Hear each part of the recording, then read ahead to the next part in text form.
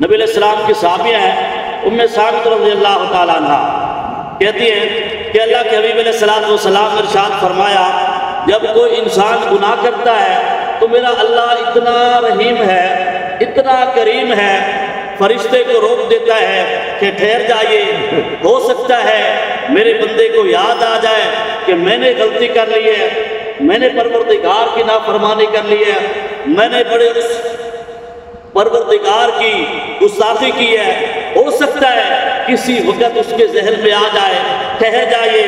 फरिश्ता एक पल ठहर जाता है, फिर अगले पहर में फिर फरिश्ता सोचता है कि मैं लिख लूं, मेरा परवरदिगार कहता अब भी रुक जाइए, अब भी रुक जाइए, हो सकता है कि मेरे बंदे को अब ख्याल आ जाए, हो सकता है मेरे बंदे को अब ख्याल आ जाए। फिर फरिश्ता सोचता है अब तो लिख लेना चाहिए, लेकिन मेरा परवरदिगार फरमाता है अब भी ठहर जाइए। 3 पहर मेरा परवरदिगार फरिश्ते को रोके रखता है कि आपने गुनाह नहीं लिखना, बल्कि मेरे बंदे का इंतजार करना है।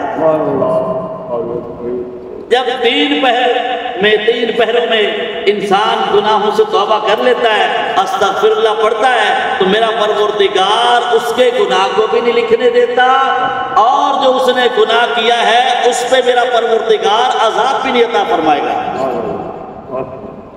कितनी करीम जात है कि इंसान अगर गुनाह करता है तो 3 पहर इंतजार करवा के लिखता क्या है, एक नेकी, एक गुनाह। कितना लिखता है? एक गुनाह। लेकिन अगर इंसान नेकी कर लेता है या नेकी का इरादा करता है, वो मेरा परवरदिगार बहाने बनाता है बख्शिश के, फौरी तौर पर कहता है देर न करो, मेरे बंदे की एक नहीं बल्कि एक के बदले 10 लिखो।